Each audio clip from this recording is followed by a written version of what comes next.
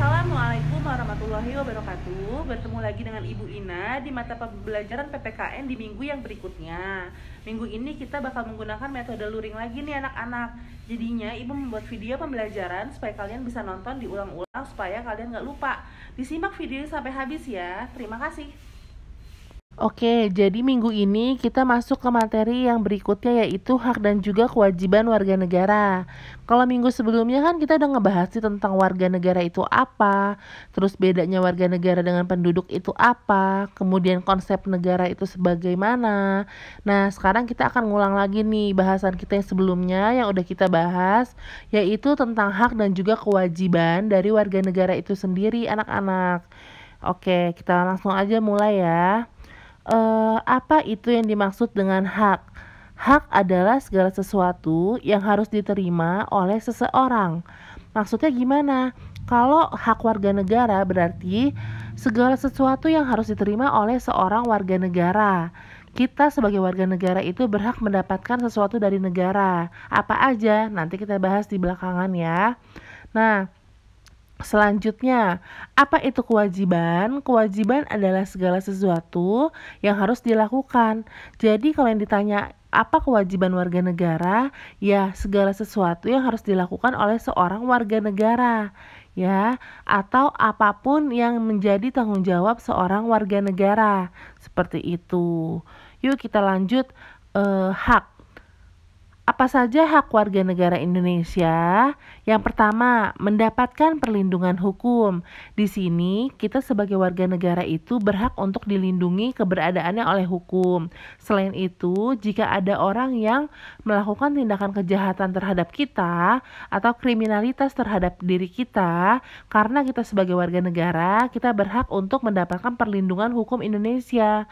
Gitu. Jadi orang tersebut dapat diadili sesuai dengan ketentuan yang berlaku. Yang kedua, berhak atas pekerjaan dan juga penghidupan yang layak.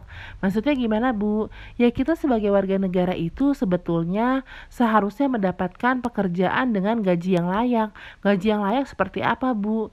Yang dapat menghidupi keluarga kita dalam waktu 1 bulan itu. Jadi kita tidak kekurangan untuk makan, tidak kekurangan untuk pendidikan, tidak kekurangan untuk membeli barang-barang kebutuhan gitu ya. Itu yang ditetapkan dengan yang namanya UMR. Jadi sebenarnya pekerjaan yang layak adalah pekerjaan yang dianggap dia itu ya di atas UMR lah, seperti itu.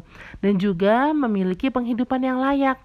Nah, jadi kalau sebenarnya tuh negara kita itu juga tidak boleh membiarkan ada orang-orang yang hidupnya tuh nggak layak, kayak tinggal di pinggir jalan, terus di kolong jembatan, di pinggiran sungai.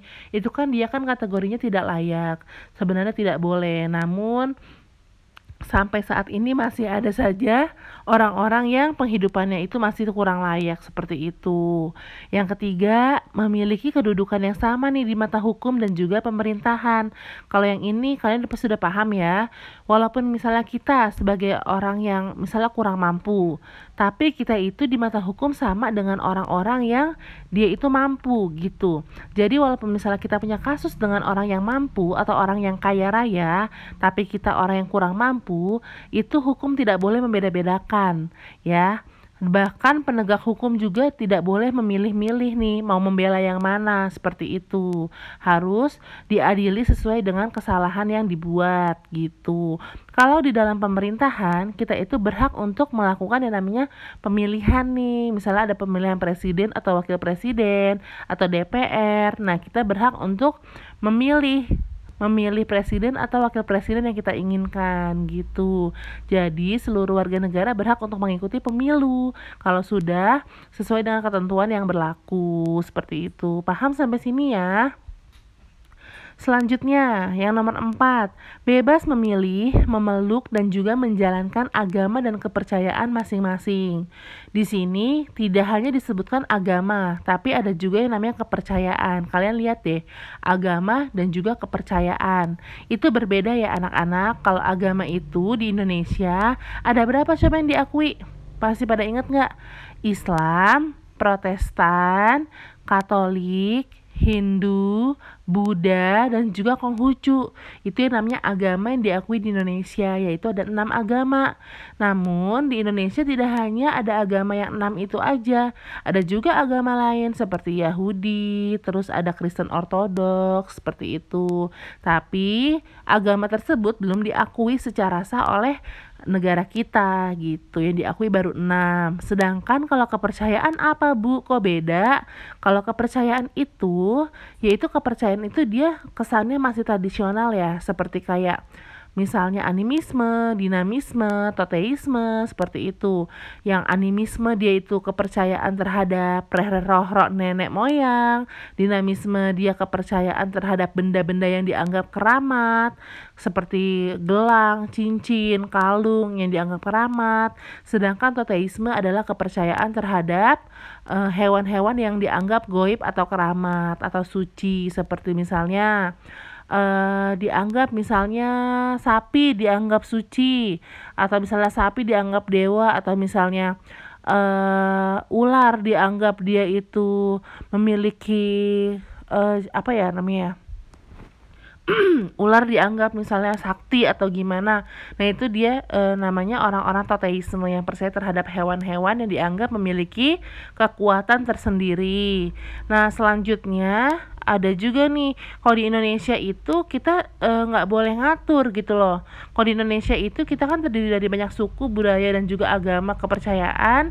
Maka kita itu harus berhak sebenarnya. Negara tidak boleh mengatur, kita harus menganut agama dan kepercayaan yang mana. Kita itu bebas diberi hak untuk memilih sendiri. Yang kelima, berhak memperoleh pendidikan. Itu kalian pasti sudah tahu ya. Kita itu semuanya walaupun kita mampu atau kurang mampu, sebenarnya pemerintah harus bertanggung jawab atas pendidikan yang kita peroleh. Yang keenam, berhak mempertahankan wilayah NKRI. Nah, kita ini sebagai warga negara berhak untuk mempertahankan, memperjuangkan wilayah kita. Jadi misalnya ada orang yang ingin menjajah kita, ingin mengambil wilayah kita, wilayah negara kita berhak untuk mempertahankannya, seperti itu. Yang ketujuh, memiliki hak yang sama untuk berserikat, berkumpul, dan juga mengeluarkan pendapat. Maksudnya gimana Bu kalau ini?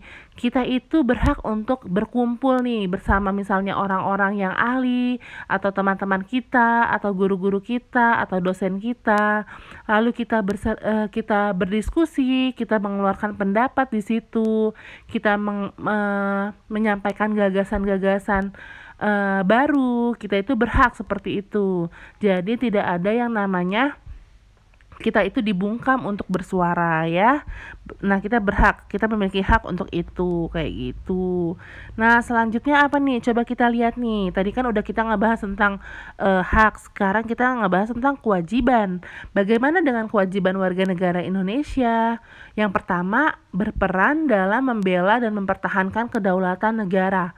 Oh jadi kita sebagai warga negara itu memiliki kewajiban yang paling utama, yaitu membela negara kita apabila ada serangan atau ancaman atau hambatan atau gangguan baik dari dalam ataupun mau dari luar gitu. Misalnya ada misalnya gini ya, misalnya ada yang namanya konflik-konflik dari dalam nih, karena orang-orangnya itu pada terpecah belah. Nah kita itu berhak untuk mempertahankan keutuhan negara kita nih, supaya negara kita gak terpecah belah. Gimana caranya?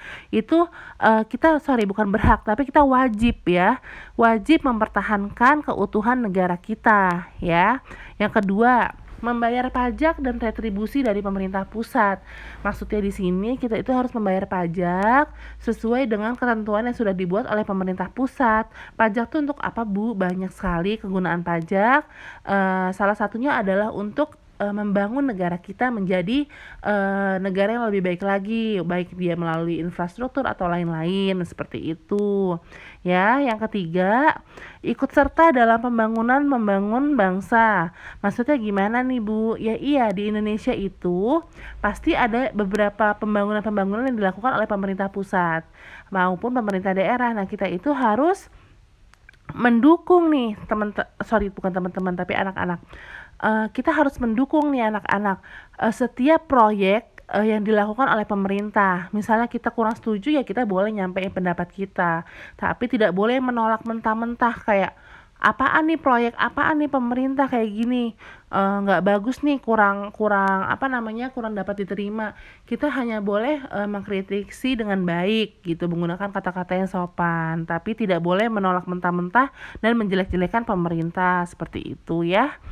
Nah, selanjutnya coba kita lihat. Selanjutnya ada tugas. Tugasnya apa, Bu? Carilah pasal yang mengatur tentang hak dan kewajiban warga negara. Ya, pasalnya kan ada tuh di Undang-Undang Dasar 1945. Minimal 10 pasal. Minimal 10 pasal tuh dia boleh campur. Misalnya haknya 5, kewajibannya 5, atau misalnya haknya 6, kewajibannya 4, atau misalnya haknya 3, kewajibannya 7, terserah kalian. Pokoknya totalnya itu minimal 10 pasal. Ya, contohnya gimana Bu bikinnya? Seperti ini tuh kalian lihat. Pasal misalnya Ibu kasih contoh satu ya. Pasal 27 ayat 2 Undang-Undang Dasar 1945 berbunyi, tiap-tiap warga negara berhak atas pekerjaan dan penghidupan yang layak. Nah, yang kedua lanjut lagi, misalnya pasal 28 atau pasal 29 lanjut. Kalian lanjut sampai ke pasal yang ke-10 seperti itu. Gampang kan soalnya kan? Ya, semoga kalian ngumpulin semua ya. Jadi jangan ada yang telat nih ngumpulinnya. Coba dilihat tuh. Jangan lupa, boleh diketik atau ditulis tangan, lalu kumpulkan tugas ke Google Classroom seperti biasa. Kumpulkan sebelum pukul 18.00. Jadi nanti ketika pelajarannya, hari H pas pelajaran ini, kalian kumpulin ya tugasnya pas jam 6 sore, sebelum jam 6 sore ke Google Classroom kayak biasa ya. Lewat dari itu, Ibu nggak koreksi, oke? Oke, kalau gitu Ibu harap kalian mengerti. Kurang lebihnya mohon maaf. Wassalamualaikum warahmatullahi wabarakatuh. Sampai jumpa anak-anak di minggu berikutnya.